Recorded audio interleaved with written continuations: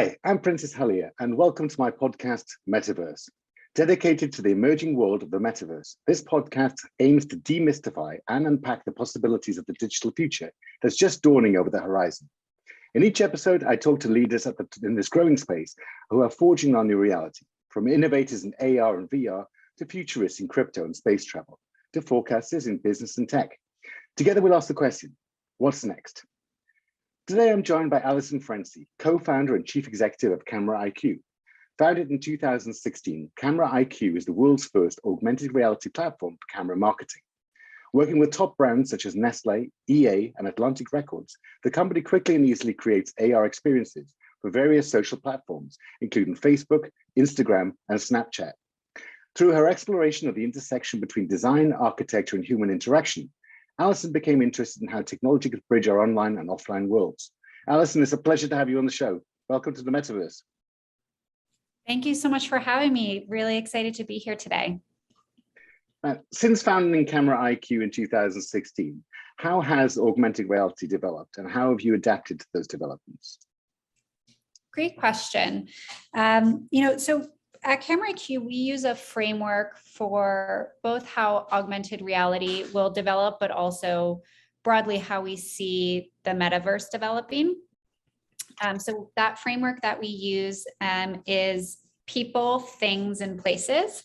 And people is really the use of the camera for self-expression and communication. And it's why we've seen AR get mass adoption on social, right? We're all using the camera to communicate, to express, to play.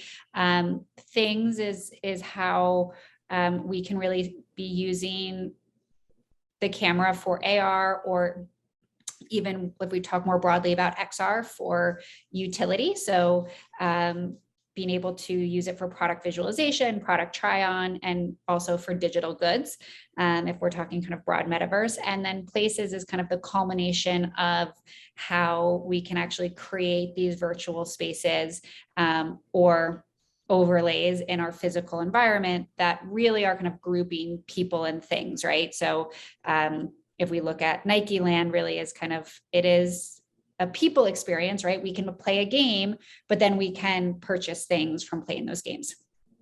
At Camera IQ, we really started with a focus on people because that's where consumer behavior was. And as we looked at how do you help brands enter the ecosystem and make an investment, we felt it was important for them to be focused on where the most consumers were, where they could test and learn quickly.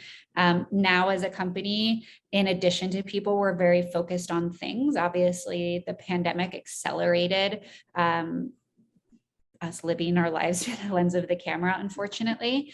Fortunately, unfortunately, however you want to kind of look at that.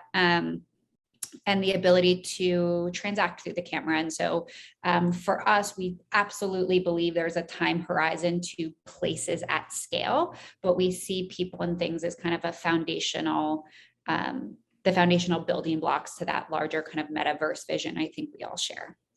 Amazing stuff. Now, Camera IQ was founded on the principle that the camera is no longer a camera. Can you explain the meaning behind this? Yeah. So, you're familiar with this, but for listeners, our cameras today are smart, if you will.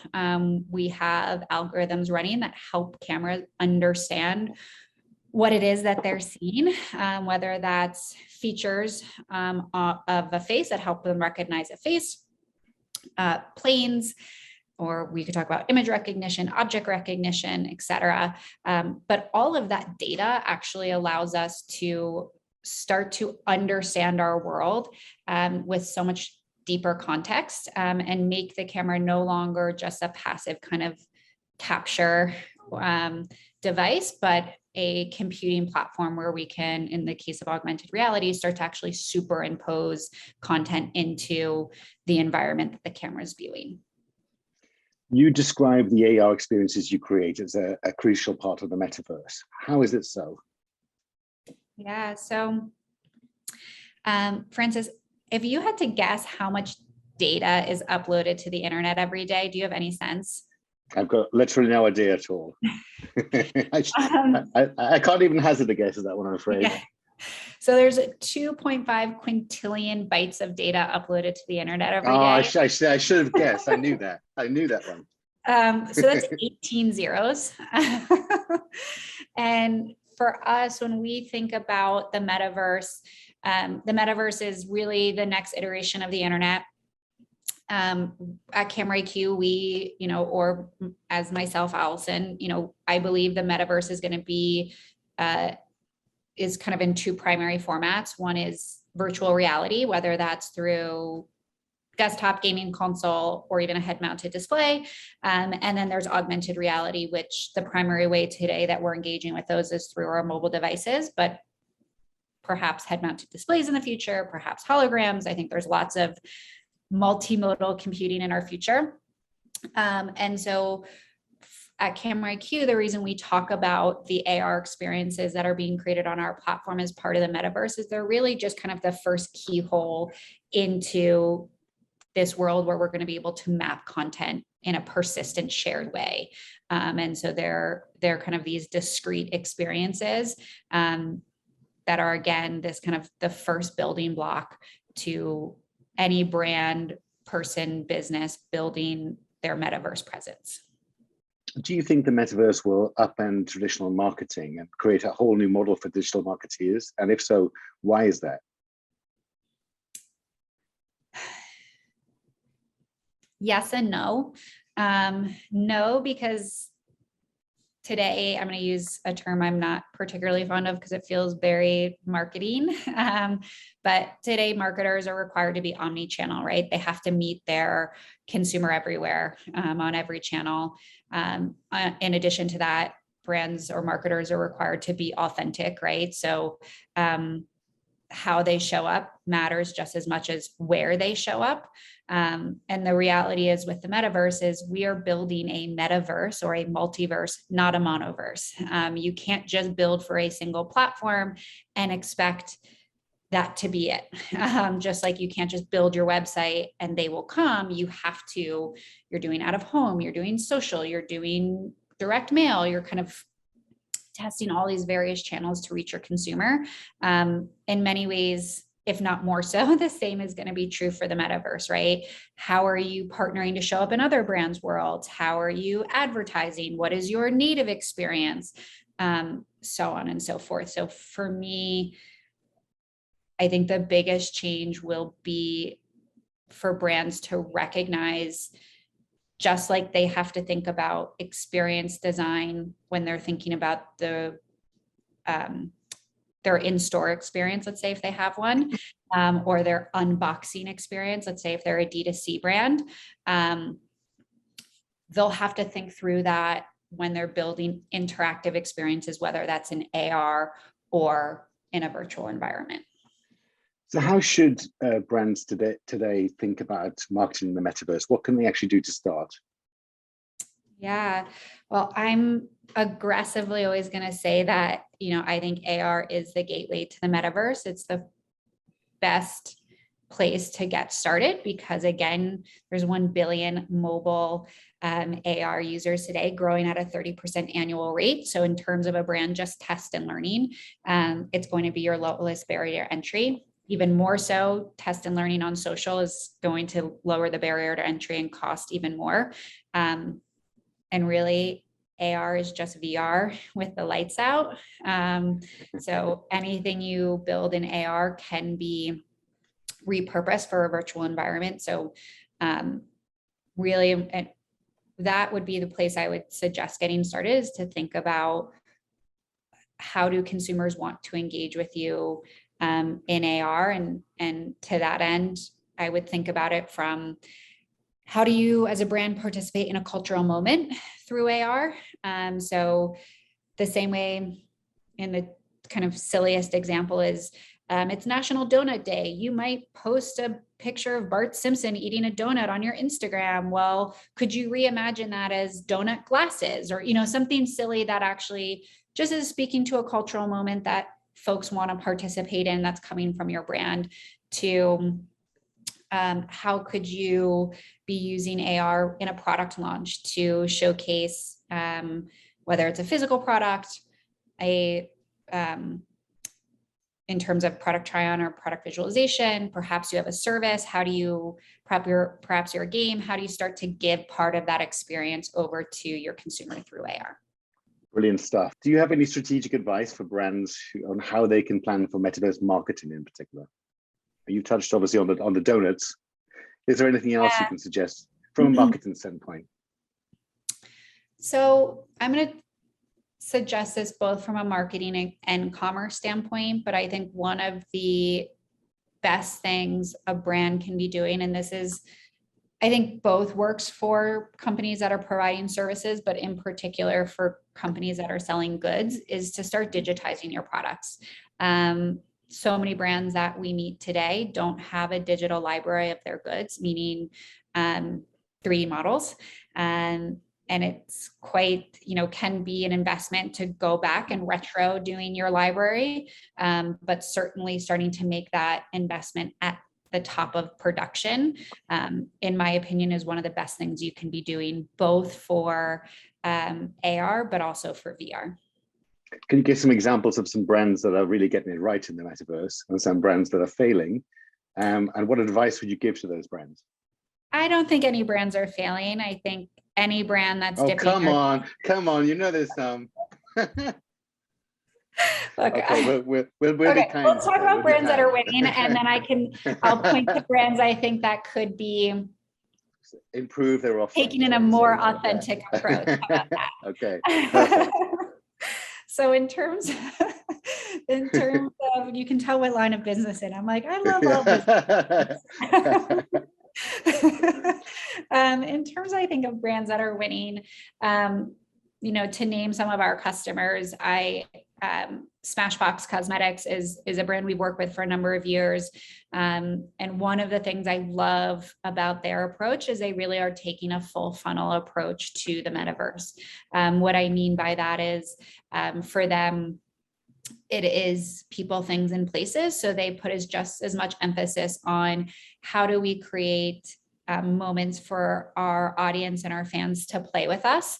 So could be creating AR effects for Halloween or for Pride, as much as they are investing in their library of digital assets to drive virtual try-on to checkout. And so to me, that's always exciting to see, again, really thinking through that top of funnel to conversion motion.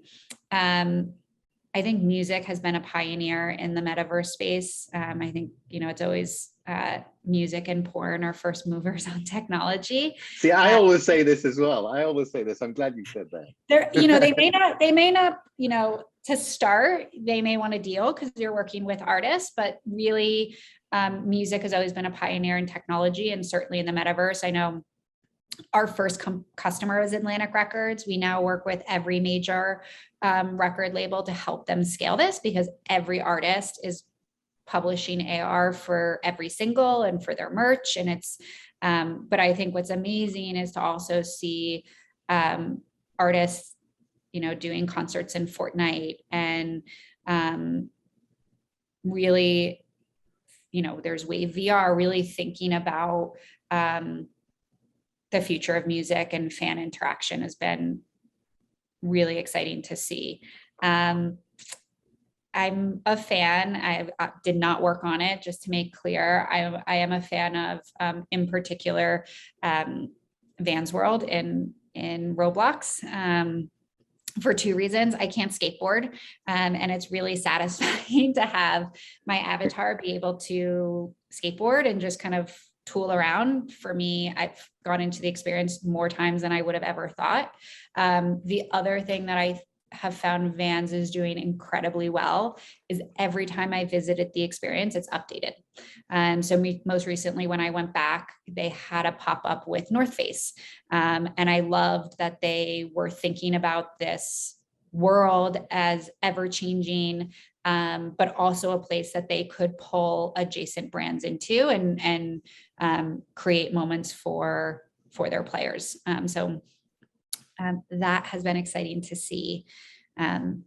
In terms of experiences that could perhaps be improved. There you go. That was very professionally handled there. Actually, it touches on kind of, again, going back to this idea of 2.5 quintillion bytes of data being uploaded to the internet each day. If you're going to engage in the metaverse, you can't do it once and expect it to be relevant and for people to continue coming back. So recently I was in Decentraland. I went and visited Samsung's storefront that they've built there. I used to live in New York, so I've been to the storefront in New York.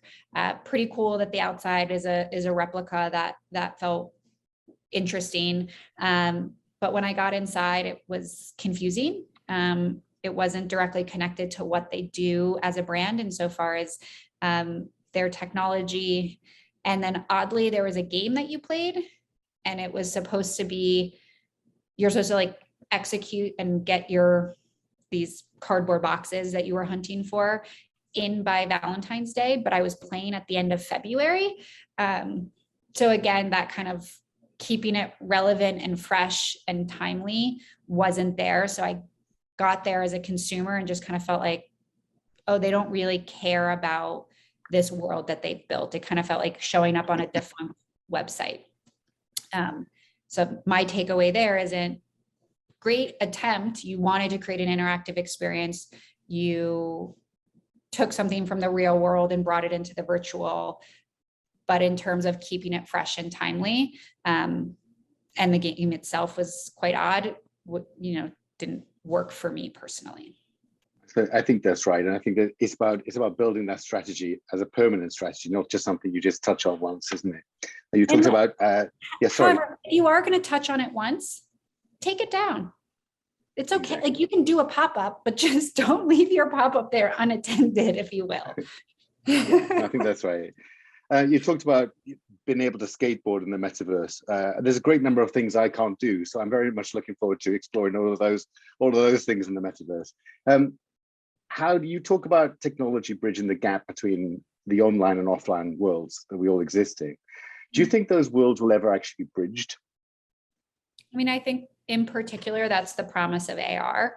And I think in particular, it's probably the promise of the metaverse is, and something that AR is not delivering on today is at scale, at least with the exception of Niantic and the games that they're building, is persistent shared experiences.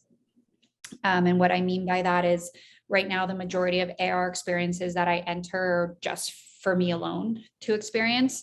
And I think when we can start to have persistent, meaning a digital asset can live in the world and it's anchored there and it will be there over time, whether or not I'm looking at it, and shared, meaning, for instance, both you and I can participate in it together, will be a big unlock of our on and offline worlds.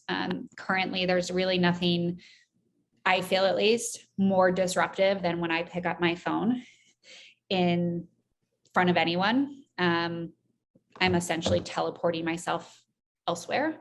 So I believe with AR in the metaverse, meaning it's a persistent shared experience, we start to kind of have the ability to merge our on and offline worlds in a way that I hope can help us be more human. So Allison, what are your predictions for the next 10 to 15 years? First off, I love your time horizon. It's very specific. It is specific, but it's also realistic, meaning it's here. This is what I would say. The metaverse is here now in a fragmented way, and it's the right time for a brand to be test and learning. It's, I think, just like early days of the internet, of e-commerce, of social, people who start early are going to win. But just like the internet, it's going to take 10, 15, 20 years to be the rich experience we have on the web today. So in terms of my prediction, look, I think you're going to see, I think virtual communities, virtual campfires, virtual worlds aren't going anywhere. I think they're going to be, over the next 10 years, I think we're going to see a larger demographic of people participating as they move more mainstream. I tend to think in terms of hardware, until head-mounted displays for AR specifically are as affordable as our Warby Parkers and interchangeable. I have a hard time imagining that beyond maybe in a professional setting or at home that I'm going to be wearing a head-mounted display out in public. It's a fashion accessory. My phone, yes, it's a part of me, but like, it's not. If we're going to put something on our faces, I think you have to be able to customize it and be individualized. I do think Apple entering the ecosystem will be explosive. I think the Asian markets entering the ecosystem in terms of hardware will be explosive and kind of the democratization of the hardware. But again, for now, I think the places that businesses should be doubling down are thinking about how do we engage people through the camera on social? How do we build camera first experiences into our own customer funnel on our e-commerce sites, SMS, text messages, email, et cetera. And then looking for the right opportunities in virtual worlds to either partner with folks that are investing in evergreen worlds and communities, or building a true strategy to actually scale something if you have the means and bandwidth to do so. Exciting times. Now, what does the future hold for you, Allison, and for Camera IQ? Yeah, for us, I mean, it's been, the next few months are going to be really exciting. We're releasing a new web product.